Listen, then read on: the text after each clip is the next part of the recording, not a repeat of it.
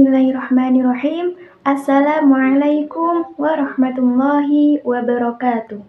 Alhamdulillahirabbil alamin. Assalatu wassalamu ala asrofil anbiya'i wal mursalin sayyidina Muhammadin wa ala alihi wa sahbihi ajma'in. Amma ba'du.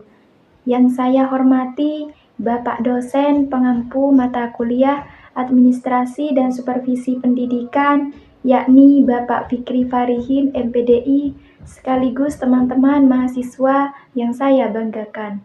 Langsung saja, saya atas nama Irodatul Jannah, Prodi Pendidikan Agama Islam semester 5, Fakultas Tarbiyah dari Kampus Institut Agama Islam Al-Qadiri Jember akan mempresentasikan tentang manajemen mutu pendidikan. Baik, yang pertama yaitu tentang pengertian manajemen. Apa itu manajemen? Nah, di sini di dalam makalah ini manajemen berasal dari bahasa Latin, yaitu asal kata dari manus yang berarti tangan dan agre yang berarti melakukan. Kata-kata tersebut digabungkan menjadi satu, yaitu manajer yang mempunyai arti menangani, kemudian diterjemahkan ke dalam bahasa Inggris manajemen yang mempunyai arti dalam bahasa Indonesia manajemen atau pengelolaan. Dapat dipahami bahwa manajemen itu merupakan sebuah proses yang khas terdiri dari perencanaan, pengorganisasian, penggerakan, dan pengawasan, serta evaluasi yang dilakukan pihak pengelola organisasi untuk mencapai tujuan bersama dengan memberdayakan sumber daya manusia dan sumber daya lainnya. Para ahli, menurut Terry, manajemen adalah proses, yakni aktivitas yang terdiri dari 4 sub aktivitas yang masing-masingnya itu merupakan fungsi fundamental. Baik, yang selanjutnya yaitu tentang fungsi manajemen. Fungsi manajemen di sini dalam dunia pendidikan merupakan sebuah lembaga yang bertugas mengantarkan peserta didik untuk menjadi manusia yang berkualitas. Nah, oleh karena itu, semua itu harus dilakukan di dalamnya selalu dimasukkan untuk mencapai cita-cita. Berkaitan dengan apa yang akan dilakukan dalam mencapai sebuah tujuan yang maksimal, tentunya harus ada manajemen yang baik pula. Karena manajemen merupakan sebuah pondasi yang mempunyai peran sangat urgent dalam keberlangsungan visi dan misi sebuah lembaga pendidikan atau organisasi. Dari berbagai banyak kalangan yang mendefinisikan dan fungsi manajemen, di sini fungsi manajemen dalam teorinya menurut Terry adalah planning, organizing, actuating, dan controlling. Yang pertama yaitu planning. Planning di sini mempunyai arti memilih dan menghubungi kenyataan dalam membayangkan dan merumuskan tindakan yang dianggap perlu untuk mencapai hasil yang diinginkan. Dari perumusan di atas dapat kita tarik kesimpulan. Yang kedua yaitu organizing atau organisasi. Nah, di sini organisasi merupakan bagian yang tidak dapat terpisahkan dari kehidupan manusia. Setiap hari manusia berhubungan dengan organisasinya. Yang ketiga yaitu actuating. Merupakan fungsi manajemen yang berhubungan dengan pelaksanaan tentang apa yang telah menjadi konsep atau rencana yang ditetapkan pada sebelumnya. Untuk mencapai tujuan dan hasil dari manajemen pelaksanaan itu menjadi peran utama dalam hal tersebut, karena suatu keberhasilan dalam suatu organisasi itu ditentukan dengan pelaksanaan yang baik yang sesuai dengan tujuan utamanya. Yang keempat yaitu controlling atau disebut juga dengan pengendalian, pengawasan, merupakan bagian terakhir dari fungsi manajemen. Nah, fungsi manajemen yang dikendalikan adalah perencanaan, pengorganisasian, pengarahan, dan pengendalian itu pengendalian itu sendiri. Yang selanjutnya yaitu manajemen mutu pendidikan. Mutu atau quality yang sesungguhnya yaitu merupakan sebuah konsep yang kontradiktif, sebab di satu sisi mutu dapat diartikan sebagai konsep yang absolut dan di sisi lain juga dapat diartikan sebagai konsep relatif.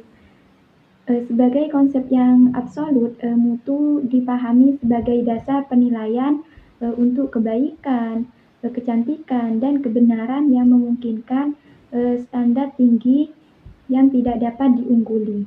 Dalam pemahaman seperti ini, produk-produk dianggap bermutu apabila produk tersebut disebut dengan sempurna dan tidak menghemat biaya.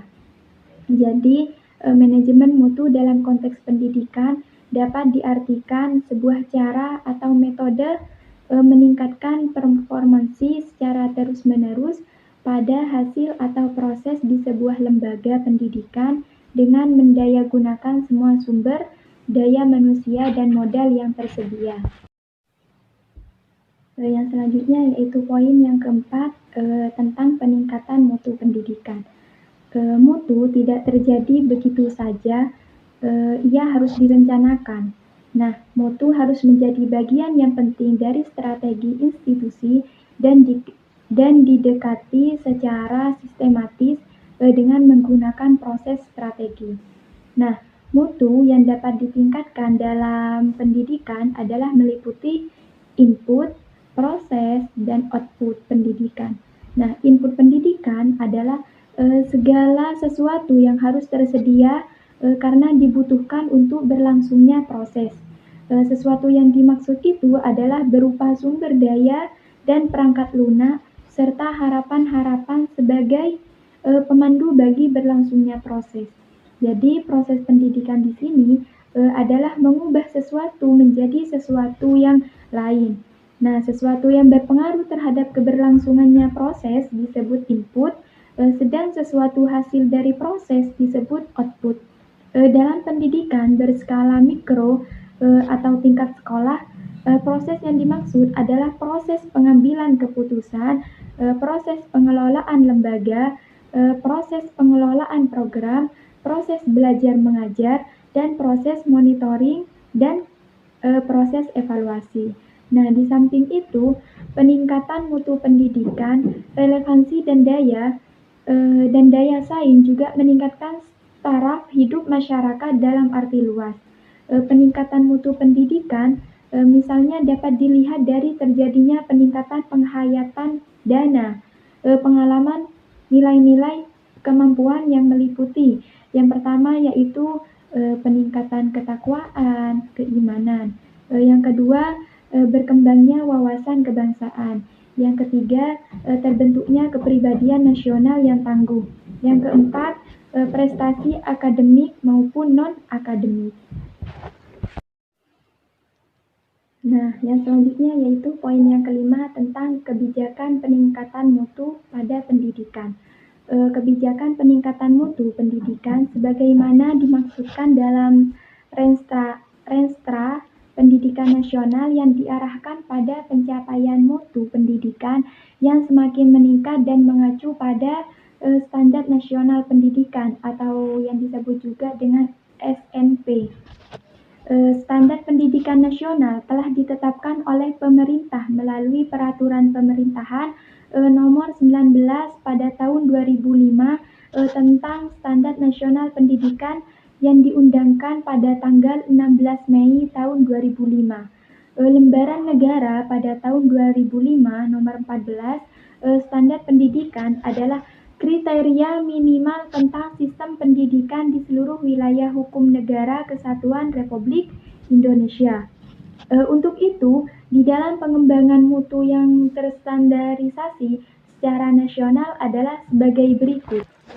Yang pertama yaitu ada standar isi, yang kedua ada standar proses, yang ketiga ada standar kompetensi lulusan, yang keempat ada standar pendidik dan tenaga kependidikan, yang kelima Ada standar sarana dan prasarana. Yang keenam, ada standar pengelolaan. Yang ketujuh, ada standar pembiayaan. Dan ada juga standar penilaian pendidikan. Baik, mungkin hanya itu yang dapat saya sampaikan tentang materi manajemen mutu pendidikan. Semoga di dalam materi pembelajaran ini dapat bermanfaat bagi kita semua. Saya akhiri, ihdinas siratal mustaqim. Assalamualaikum warahmatullahi wabarakatuh.